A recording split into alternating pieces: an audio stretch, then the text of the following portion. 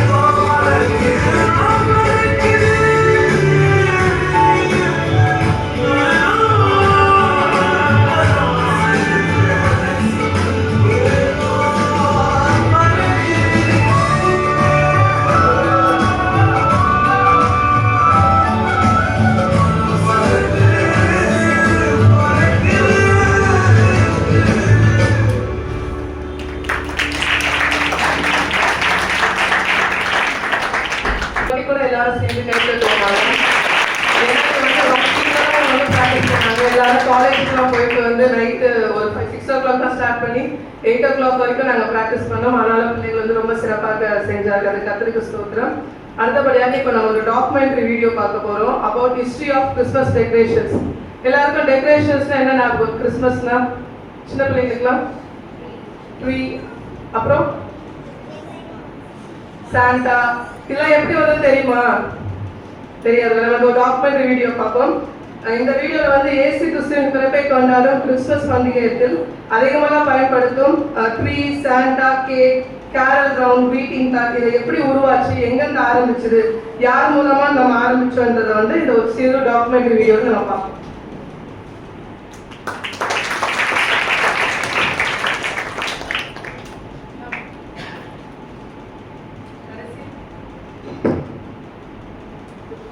கடவுள் வந்து நம்ம குழந்தையாக பிறந்து வெறும் குழந்தையாக இல்லாம நம்மளுக்காக வந்து ஒரு டீச்சராகவும், ஒரு சுகம் அளிக்கிறவராகவும், ஒரு ரைட் எக்ஸாம்பிளாகவும், சமாதான பிரபுவாகவும், ஒரு பெர்ஃபெக்ட் சாக்ரிஃபைசர், நம்மளுக்காக ஒரு தியாகம், தன் உயிரையே கொடுத்து நம்மளோட பாவங்களுக்காக மறித்தார். இந்த செய்தியை நாமும் ஒவ்வொரு கிறிஸ்துமஸ்க்கும் நம்ம மற்றவங்களுக்கும் நாமளும் அதை எடுத்துக்காட்டு பிள்ளைகளாக இருக்க கடவுள் ஆசீர்வதிப்பாக. அடுத்தபடியாக மிஷனரி ஸ்டோரிஸ். நம்ம இவ்வளோ ஃப்ரீடமாக இந்த சர்ச்சில் உட்காந்து நம்ம கடவுளை தொழுது கொள்கிறோம். மிஷனரியோட தியாகம் தான் நம்மளை வந்து இங்கே உட்கார வச்சிருக்கு. அப்படிப்பட்ட ஒரு மிஷனரியை பற்றி பெயிட்டா அவர்கள் வந்து சொல்லுவாங்க.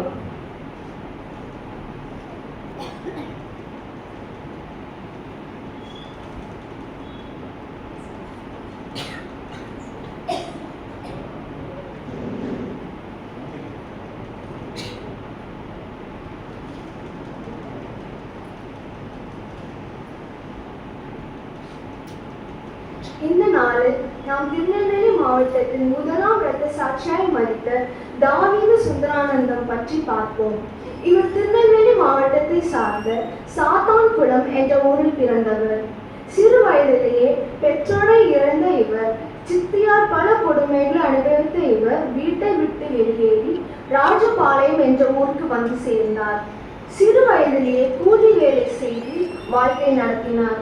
அங்கு வியாபாரி ஒருவர் இவரை சந்தித்து தஞ்சாவூருக்கு அழைத்து சென்றார். அங்கு ஸ்வாட்ஸ் ஐயர் என்ற வெளிநாட்டவர் தஞ்சாவூரில் உள்ள ராஜ குடும்பத்துக்கு ஆலோசகராக இருந்தார்.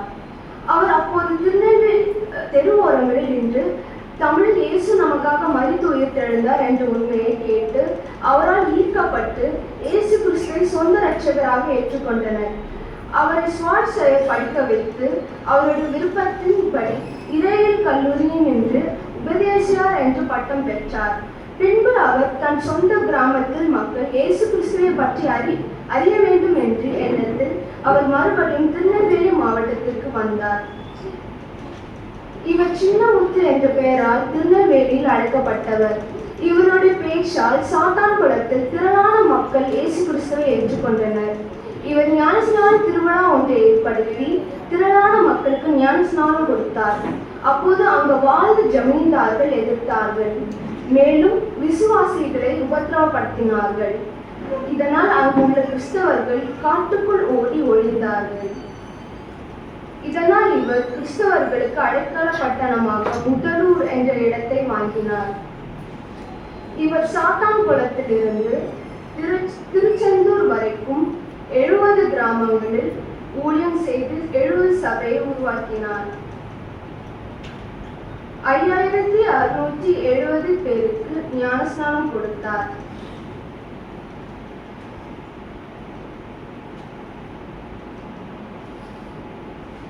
ஜாதி வெறி பிடித்த அந்த நாட்களில் அந்த 70 சபையும் ஜமீன்தார்களால் தீர்க்கரையாக்கப்பட்டது.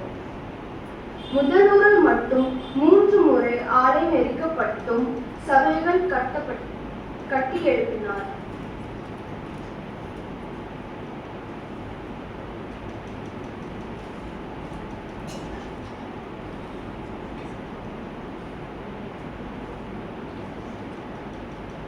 சபையை பாதுகாப்பதற்காக தடிக்கம்பு சேனை என்ற ஒரு கிறிஸ்தவ வாலிப குழுவை ஏற்படுத்தினார். அவர்களுக்கு சிரமம் கற்றுக் கொடுத்தார். அது அழிப்பதற்காகவோ தாக்குவதற்காகவோ அல்ல, அவர்கள் தாக்குதலை தடுத்து சபையை பாதுகாப்பதற்காக ஏற்படுத்தினார். அதனால் திருச்சபைகள் பாதுகாக்கப்பட்டது. அதனால் அவர் தடிக்கம்பு தாவீது சுந்தரனார் என்று அழைக்கப்பட்டார். இதனால் அவரை ஜமீன்தார்கள் கொலை செய்ய திட்டமிட்டனர். அவர்கள் அடையாட்களை ஏவி கிறிஸ்தவர்களைப் போல் நடத்தி ஒரு கிராமத்தில் நடந்த வீட்டு கூட்டத்தில் சாப்பாட்டில் விஷம் வைத்து அவரை கொன்றனர். அவருடைய சரீரத்தில் கல்லை கட்டி திருச்செந்தூர் கடலில் போட்டுவிட்டனர். அவருக்கு கல்லறை கூட கிடையாது. 1806 வருடம் 34ஆம் வயதில் திருநெல்வேலி மாவட்டத்தில் முதல் இரத்த சாட்சியாக மரித்தார். இந்த நாளில் அவருடைய குறுகிய வாழ்நாளில் அவர் 70 திருச்சபைகளை நிறுவியது போல நாமும் நமது தந்தை பேராயரின் தரிசனத்தின்படி நம்முடைய தேசத்தில் அநேக திருச்சபைகளை எழுப்ப ஆயத்தப்படுவோம். தேங்க்யூ.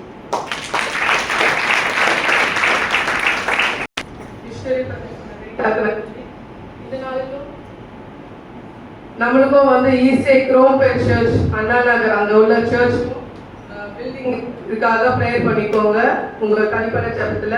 அடுத்தபடியாக குவிஸ் ப்ரோக்ராம் ஆஷா வந்து நடத்துவாங்க.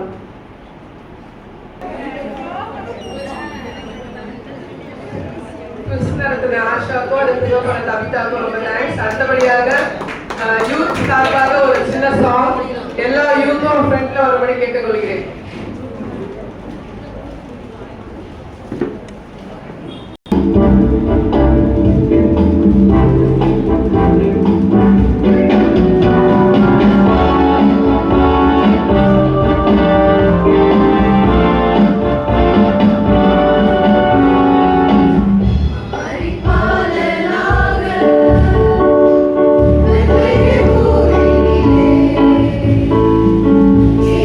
Mira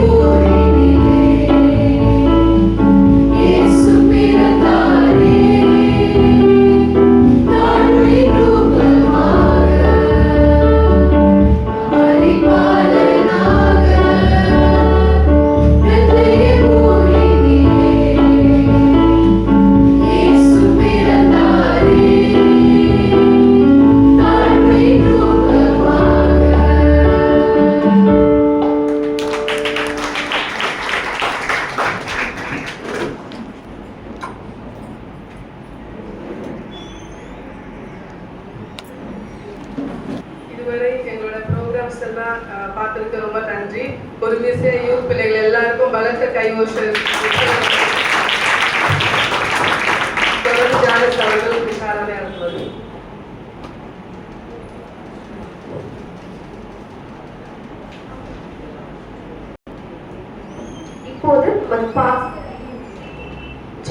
இப்போது நமது பாஸ்தரையா அவர்கள் செய்தியாளரை அறிமுகம் செய்து வைப்பார்.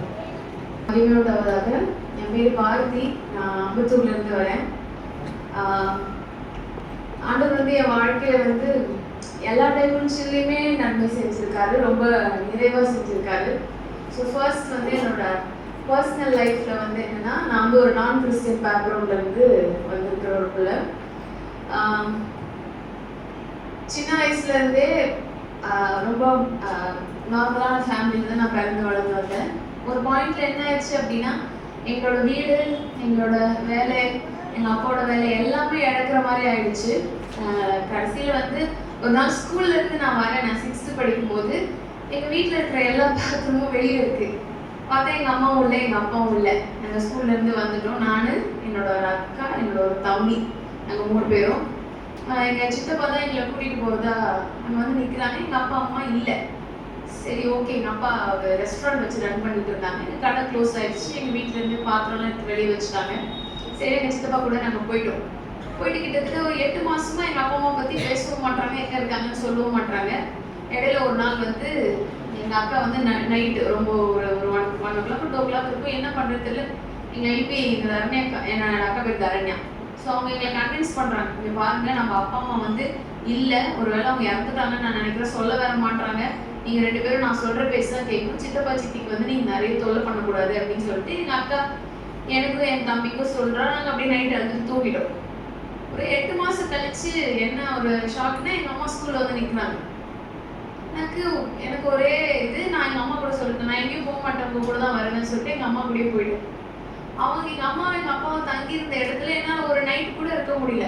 திரும்ப நான் இங்கெல்லாம் இருக்க மாட்டேன், திரும்ப நான் எங்கள் சித்தப்பா கிடைக்க போயிட்டேன். என்ன பண்ணுறதுனே தெரியல, ரொம்ப டஃப்பாக போயிட்டு இருக்கு. அப்போ நான் 6th 7th படிக்கும்போது ஒரு ஊரில், 8th படிக்கும்போது ஒரு ஊரில், 9th படிக்கும்போது ஒரு ஊரில், திரும்ப 10th படிக்கும்போது நாங்கள் எங்கே நாங்கள் இருந்தோமோ திருவண்ணாமலை, என்னோட ஊர் வந்து திருவண்ணாமலை.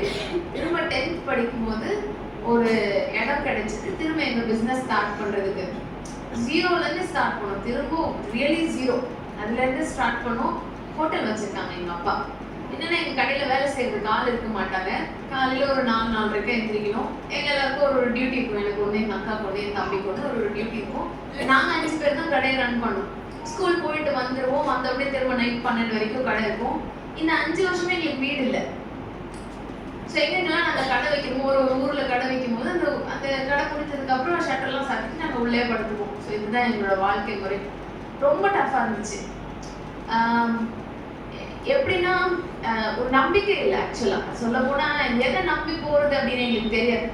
அப்போது நாங்கள் 10th படிச்சுட்டு இருக்கும்போது எங்கள் கடைக்கு ஒரு கஸ்டமர் வந்தாங்க. அவங்க வந்துட்டு, ஆனால் பிள்ளைங்களாம் வந்து ரொம்ப பொம்பளை பிள்ளைங்களாம் இருக்காங்க, நீங்கள் டேபிள் தொடக்கி விட்றீங்க, வேலைலாம் செய்ய சொல்றீங்க, பரோட்டாலாம் போட வைக்கிறீங்கன்னா கொஞ்சம் நல்ல இடத்துல தங்க வைங்க, படிக்க வைங்க, ஒரு வீடு எடுங்க. இல்லை ஜான், அவ்வளோலாம் எங்களால் முடியாது அப்படின்னு எங்கள் அப்பா சொன்னார். அப்போனா பேசாமல் ஒரு ஹாஸ்டலில் சேர்த்துருங்க, 2 பேர் மட்டும், அவங்க அங்கேயாவது பாதுகாப்பாக இருக்கட்டும், ஆனால் கடையில் மட்டும் வச்சுட்டாங்கன்னு சொன்னாங்க. 11th படிக்கும்போது we both got 90% and above 10th. நானும் என்னோட அக்கா 2 பேருமே ட்வின்ஸ் மாதிரி படித்தோம். நாங்கள் 2 பேரும். ஸோ நாங்கள் 2 பேரும் 11th வந்து ஊட்டியில் ஜாயின் பண்ணோம். ஊட்டியில் ஜாயின் பண்ணும்போது என்ன அப்படின்னா, அவரோட ஃபாதர் எல்லாம் எங்களோட கார்டியன். ஸோ அவர் வந்து எங்களுக்கு ஆண்டவர் பற்றி ஷேர் பண்ணார். ரொம்ப ஸ்ட்ரேஞ்சான ஒரு விஷயம். நான் கிறிஸ்டியன் ஸ்கூலில் படித்தேன், ஆனால் அவ்வளோலாம் தெரியாது எங்களுக்கு. ஜீசஸ் தான் காடு அப்படின்லாம் சொல்லும் போது இந்த கிரைஸ்ட் பற்றின விஷயங்கள்லாம் வர வர என்னாச்சுன்னா, நிறைய சிந்திக்கணும், நிறைய ப்ரெஷர் வேறு மைண்டுக்குள்ளே. என்ன ப்ரெஷர்னா, 15 வருஷமா அப்போ நாங்கள் என்னத்தை நம்பிக்கை வந்து இப்போ திடீர்னு வந்து வேற ஒருத்தர் கடவுள் வேறன்னு சொல்கிறாங்க. இந்த ப்ரெஷர் வந்து ஹேண்டில் பண்ண முடியல. ஏன்னா எங்களுக்கு கடவுளோட க்ரிப் எங்களுக்கு வேணும், அதே நேரத்தில் நிறைய கன்ஃபியூஷன் வேற. என்ன பண்ண, அம்மா அப்பா வீட்டு தூரத்தில் வேற இருக்கும், கஷ்டமாக இருக்குது ரொம்ப. ஒரு கவர்மெண்ட் ஹாஸ்டலில் எங்களுக்கு சீட்டு கிடைச்சிது. ஸ்கூல் பக்கத்துலேயே ஹாஸ்டல். மாசத்துல 2 வாட்டி அந்த கார்டியன் வீட்டுக்கு போவோம். அந்த 2 நாள் தான் போவோம். அந்த 2 நாள் அவங்க ஆண்டவரை பற்றி பேசிக்கிட்டே இருப்பாங்க. சரி அப்படின்னு சொல்லிட்டு அப்புறம் எப்படிதான் இந்த கடவுள்கிட்ட பேசுறது? ஏன்னா கடவுள் பத்தி டைம் எடுத்து யாரும் சொன்னதில்லை இது வரைக்கும். ஆனா அவங்க சொல்றாங்களே, சரி என்னதான் இந்த கடவுள் அப்படின்னு சொல்லி கேட்கும்போது, நீங்களே இப்ப பேசுங்க, ஆண்டவர்கிட்ட பேசணும், உங்க பிரச்சனை என்னன்னு சொல்லுங்க சொன்னோடனே எனக்கு அது ஒரு நல்ல ஒரு ப்ராக்டிஸ் மாதிரி இருந்துச்சு. நான் என்ன பண்ணேன் அப்படின்னா, கிட்டத்தட்ட எனக்கு வந்து என்னென்ன பிரச்சனைனா, எங்க கடை வந்து நம்ம சர்ச்சை விட 4 மடங்கு பெருசு. அந்த கடையை மெயின்டைன் பண்ணது நானே, எங்க அக்கா, எங்க அம்மா, நாங்க 3 பேர் தான். இப்போ எங்க அம்மா ஒரே ஆள் வேலை செய்யறாங்க. எங்க கடையில வேலை செய்யறதுக்கு ஆள் இல்லை. அடுத்து வந்து எங்களுக்கு கிட்டத்தட்ட அந்த டைம்ல எனக்கு தெரிஞ்சு எவ்வளவு கடன் தெரியல, பட் என் நாலேஜ் படி ஒரு 8 லட்ச ரூபா கடன் இருந்துச்சு. ஒரு 15 வருஷத்துக்கு முன்னாடி கடன் இருக்கு. வேலைக்கு ஆள் இல்லை. என்னோட வேலை வந்து தண்ணி பிடிச்சிட்டு வரணும். ஒரு நாளைக்கு நான் 70 குடம் தண்ணி எடுக்கணும். அதான் என்னோட வேலை. இப்போ அதை எங்க அம்மா செய்யணும். காலையில 4 மணிக்கு நாங்க 3 பேர் செய்யற வேலையை எத்தனை மணிக்கு தான் எந்திரிச்சு எங்க அம்மா செய்யறாங்கன்னே தெரியல, பார்க்க கூட முடியல. அவ்வளோ கஷ்டமா இருக்குன்னு சொல்லிட்டு இந்த ப்ரேயர் மட்டும் நான் தினைக்கும் பண்ணுவேன். ஒரு டைம் எங்க வீட்டுக்கு வந்துட்டு பூஜை போடுறதுக்கு ஒருத்தவங்க வந்தாங்க. எங்க வீடுலாம் அப்படியே மண் தர மாதிரி இருந்துச்சு. உடனே அவங்க என்ன சொல்லிட்டாங்கன்னா, இங்கெல்லாம் நான் இருக்க மாட்டேன், இங்கெல்லாம் அவங்ககிட்ட நான் பேச மாட்டேன், வேற இடத்துக்கு வாங்குறாங்க. உங்க வீட்டுல லைட் இல்லைன்றாங்க. இதெல்லாம் ஒரு 15 வயசுல இருக்கும்போது பெரிய ப்ரெஷர் எனக்கு. எங்க வீட்டுல லைட் இல்லை, தலை இல்லை, வேலைக்கு ஆள் இல்லை அப்படின்னு. இந்த 5 விஷயத்த தினைக்கும் ஆண்டவர்கிட்ட சொன்னேன். June, July, August, September, October, November, December மாசம் கிறிஸ்மஸ்ல வீட்டுக்கு போறேன். நானு வீட்டுக்கு போகும்போது பார்த்தா ஊரே இருட்டா இருக்கு, எங்க கடை மட்டும் வெளிச்சமா இருந்துச்சு. உள்ள போய் பார்த்தா 5 வருஷமா எங்களுக்கு தண்ணிக்கு என்ன பண்றதுன்னு தெரியல. ஆனா 5 மாசம் ப்ரேயர் பண்ணதுல எங்க வீட்டுல 2000 லிட்டர் டேங்க் இருந்துச்சு. எங்க வீட்டுல 6 பேர் வேலை செஞ்சுட்டு இருந்தாங்க. ஜஸ்ட் 5 மந்த்ஸ்ல 6 பேர் எங்க கடையில வேலை செய்யறாங்க. அவ்வளோ நீட்டா இருக்கு. என் கடை ஃபுல்லா தர போட்டுட்டாங்க. நான் என்ன 5 விஷயத்துக்காக ப்ரே பண்ணணும், அந்த 5மே அங்க இருந்துச்சு. எனக்கு நல்லா தெரிஞ்சது, நான் ஆண்டவரை கண்டுபிடிச்சிட்டேன் அப்படின்னு சொல்லி நேரா ஊருக்கு வந்த உடனே இந்த கடவுள் பத்தி சொன்னாங்க. அவங்க கிட்ட போய் சொன்னேன், அது என்ன இருந்தாலும் பரவாயில்ல, கடைசி வரைக்கும் எனக்கு இவருதான் தேவன், எனக்கு பேப்டிசம் கொடுங்க, நான் பேப்டிசம் எடுத்துக்கிறேன் அப்படின்னு சொல்லிட்டு நானும் என்னோட அக்கா 2 பேருமே பேப்டிசம் எடுத்துக்கிட்டோம். 11th 12th முடிஞ்சது. இன்ஜினியரிங், டாக்டர்ஸ் எதுவுமே படிக்க மாட்டோம். எந்த காலேஜ்ல ஆண்டவர் பத்தி சொல்லி தராங்க சொல்ல நாங்கள் அங்கதான் போவோம்னு சொல்லிட்டு திருச்சி பிஷப் பீப்பர்ல I did my under graduation and post graduation mathematics. அவங்க வந்து இங்கிலீஷ் பண்ணாங்க அண்ட் சோஷியல் ஒர்க் பண்ணாங்க என்னோட சிஸ்டர். அங்க வந்து ஆண்டவர் பத்தி நிறைய தெரியும். எங்கெங்கெல்லாம் போறோமோ அங்க வந்து பைபிள் பேஸ்டு சர்ச் எது இருக்குதோ அங்க போய் நாங்க போயிடுவோம். And we are regular to the church. So அந்த 5 வருஷத்துல வந்து நான் மினிஸ்ட்ரி பண்ண கற்றுக்கிட்டேன், நிறைய பாடுறதுக்கு கற்றுக்கிட்டேன், மியூசிக் கற்றுக்கிட்டேன். ஸோ ஃபுல்லாகவே I was into God totally. நல்ல ஃபெலோஷிப் இருந்துச்சு. டிஸ்ட்ராக்ட் ஆகிற மாதிரியான சுச்சுவேஷனுக்குள்ள நானே பெருசாக போயிட மாட்டேன். ஸோ ஆண்டவர் காரியங்கள் சார்ந்த காரியங்களே இருக்கு. அது முடிஞ்சதுக்கு அப்புறம் என்னாச்சுன்னா, எம்எஸ்சி முடிச்ச உடனே எனக்கு கல்யாணம் பண்ணி வச்சுட்டாங்க. அண்ட் அது வந்து ஒரு ஆண்டவர் அறியாத ஒரு பர்சன் கல்யாணம் பண்ணிட்டாங்க. And still she struggles to go to church. இது எனக்கு ஒரு 2 வருஷத்துல நான் கண்டுபிடிச்சிட்டேன். இல்லை நம்ம வந்து ஆண்டவர் தெரியாதவங்களை நம்ம கல்யாணம் பண்ணோம் அப்படின்னா நமக்கு ஆண்டவருக்கு இருக்கிற வாழ்க்கை முடிஞ்சிடும் கண்டிப்பா அப்படின்னு சொல்லிட்டு தினை வெயிட்டு. ஒரு நாள் வந்து எனக்கு ஒரு பெரிய சேலஞ்சு, ஒரு நிறைய என்கவுண்டர்ஸ் ஆண்டவர் என் கூட பேசினாங்க. ஸோ நான் என்னோட விசுவாசத்துக்காக நிற்கணும் அப்படின்னு சொல்லிட்டு, அதுவும் நான் எனக்கு ஒரு கேள்வி இருக்கும் எப்பயுமே, தேவன் என்ன படைச்சார், அவரை நான் ஆராதிக்கிறதுக்கு எனக்கு யார் பெர்மிஷன் கொடுக்கணும். எனக்கு இது ரொம்ப ஸ்ட்ராங்கா இருந்துச்சு. நான் அதை அப்படியே ஆண்டவர்கிட்டயும் சொன்னேன், அப்பா அம்மா எல்லாருமே உங்களுக்கு அப்புறம் தானே ஆண்டவர் நீங்க எனக்கு சொல்லி கொடுத்தீங்க, எனக்கு இருக்கிற கொஞ்சம் தைரியத்தை வச்சு நான் சண்டை தான் போட போறேன், அது என்னவா இருந்தாலும் பரவாயில்ல, கெரியர் மேரேஜ் எல்லாமே என் ஃபெய்த்துக்கு அப்புறம் தான் சொல்லிட்டு ஜஸ்ட் ஃபாட். எங்க வீட்டுல தெரிஞ்ச உடனே எனக்கு வரன்னு பார்க்க ஆரம்பிச்சாங்க. வந்த உடனே நான் சொல்லிட்டேன், இல்லை இது எனக்கு செட் ஆகாது அப்படின்னு நான் சொல்லிட்டேன். எங்க அப்பா எங்க அம்மா எல்லாரும் பேசுறதை நிறுத்திட்டாங்க. ரொம்ப ஸ்ட்ரேஞ்சர்ஸ் மாதிரி டீல் பண்ண ஆரம்பிச்சிட்டாங்க. வேலையில வீட்டுல என்னோட ரொம்ப பேசிக் தேவைகள் சந்திக்கப்படுறது நிறுத்தியாச்சு. லிட்டரலா பேச மாட்டாங்க எங்க வீட்டுல, எங்கிட்ட மட்டும். என்ன பண்றதுன்னு தெரியல சொல்லிட்டு ஐ ரிமெம்பர் நான் ஒரு வேலை செஞ்சதுக்கு ரிசைன் பண்ணி கூட்டிட்டு வந்துட்டாங்க. ஏன்னா ஒரு டோட்டலா ஒரு 2 இயர்ஸ் வந்து அவசரத்துல தான் இருக்கிறேன். ஆண்டவரே, இஸ்ரவேல் ஜனங்கள் வந்து உங்களை ஆராதிக்கணும்னு சொல்லி அவங்களுக்கு ஒரு 4 நியமிச்சு நீங்க அவங்களை விடுவிச்சிங்க. மேபி அவங்க ஒரு 20-25 லட்சம் பேர் இருக்கலாம். நான் ஒரே ஆள் தான், பட் காரணம் அவங்க தானே. எனக்கு வேலையோ இல்லை எதுவுமே வேண்டாம், எனக்கு ரொம்ப விடுதலையா நான் சண்டே ஆனால் நான் வந்து உங்களை ஆராதிக்கணும், எனக்கு அதுக்கு மட்டும் உதவி செய்யுங்க அப்படின்னு சொல்லி நான் ப்ரே பண்ணிகிட்டே இருந்தேன். ஐ காட் அன் ஆர்டர், ஒரு ஆர்டர் கிடைச்சிது ஒர்க்குக்கு. எங்கள் அப்பாட்ட கொடுத்தேன், போக முடியாதுன்னு எல்லாம் சொன்னாங்க. சரி நான் அமைதியாக விட்டுட்டேன்.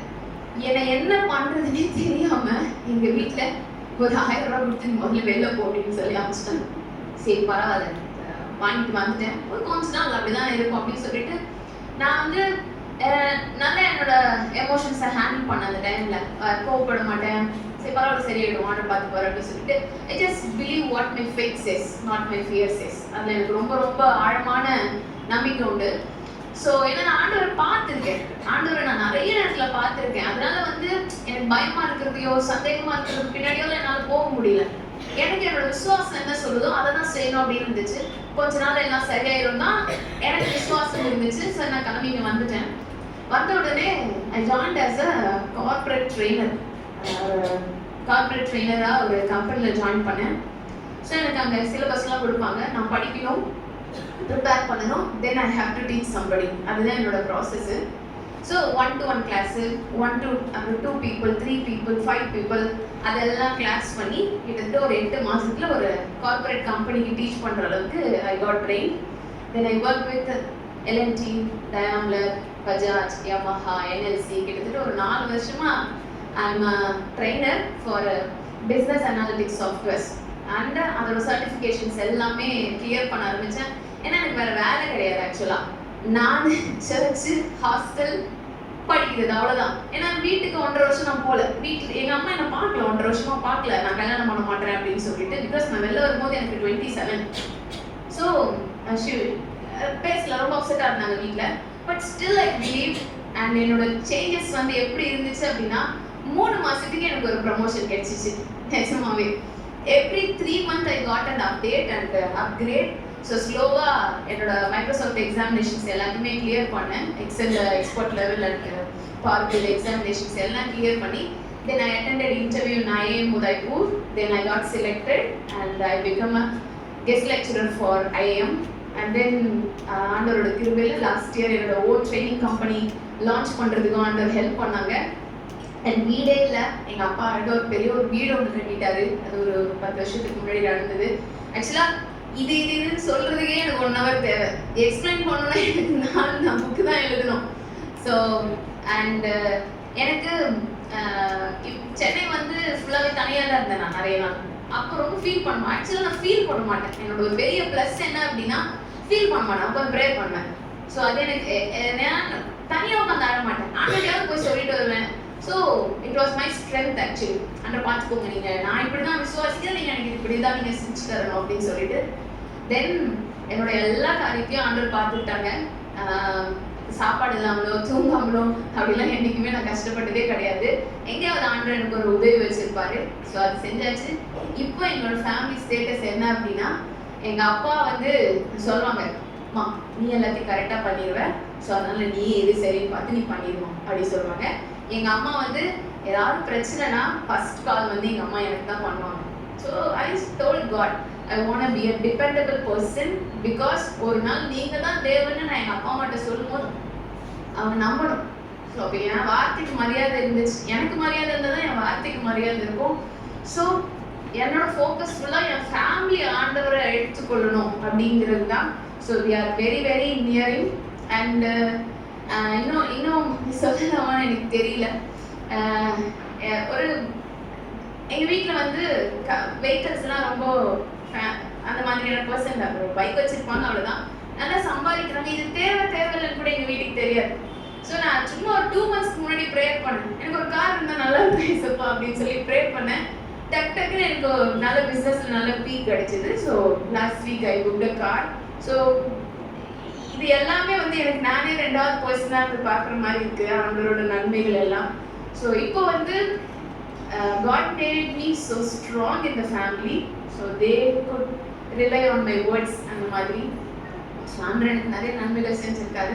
இந்த வாய்ப்பு கொடுத்துருக்காரு, ரொம்ப நன்றி சொல்றேன். தேங்க்யூ. எல்லாமே நடக்கும். உண்மையாகவே அதை சொல்வதை பாரதி வாழ்வில் பார்க்கிறேன். பாரதிக்கு முழுமையாக ஐயாவுடைய சப்போர்ட், நம்முடைய பேரருடைய சப்போர்ட் இன்னைக்கு இருப்பது. ஐயா வந்தவொடனே காரணம் சொல்லிட்டாங்க அந்த வாய்ப்பு கொடுங்க. இருந்த போதிலும் உண்மையான உயிரிழ சாட்சியம் கேட்டுக்கிறோம். நம்முடைய தொடர்ந்து நம்முடைய ஜபங்களிலே பாரதியை கொடுத்து நம்முடைய ஆசிரியர் வீடியோ இது பண்ணாத மட்டும்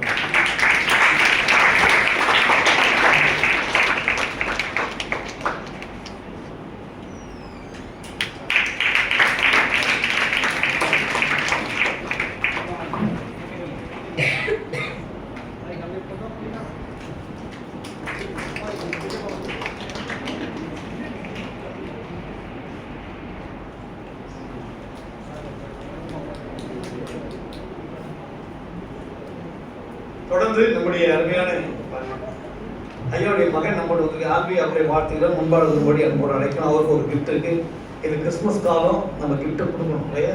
அதுக்கு நம்ம சர்ச்சுக்கு வந்து யாருக்கும் கிஃப்ட்டை வந்து அதனால தம்பி ஆல்பி கை தட்டி வரலாமா?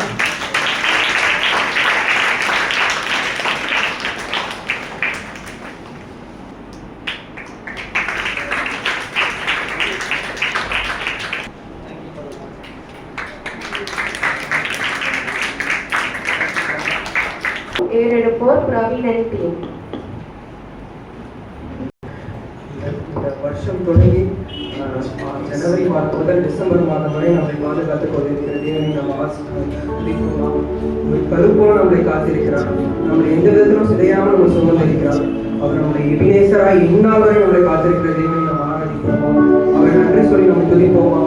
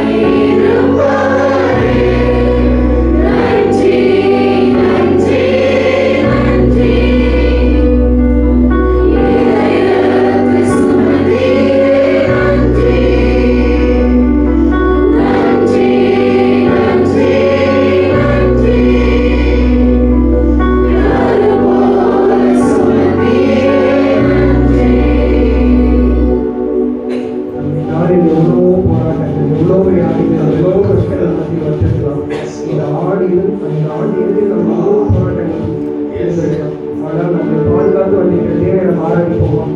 இந்த கிறிஸ்துமஸ் காலத்தில் இயேசு பிறந்திருக்கிறார் இல்லை என்று நான் சொல்லவில்லை, ஆனால் நம் மனதில் பிறந்திருக்கிறாரா என்று நாம் ஆராய்ந்து பார்க்க வேண்டும். இவ்வளவு வசனம் சொல்கிறது ஏசாயா 9:6, அவர் நாமம் அதிசயமானவர், ஆலோசனை கர்த்தா, வல்லமை உள்ள தேவன், நித்திய பிதா, சமாதானம் நம்மிடப்படும் சொல்கிறார். அவர் நம் உள்ளத்தில் பிறந்தார்னா அதிசயமாக இருக்கும். அவர் நம்ம எவ்வளோ குழப்பத்தில் இருக்கலாம், ஆலோசனை சொல்கிற தேவனாக இருப்பார். நம்ம உள்ளத்தில் வரவேற்போம்.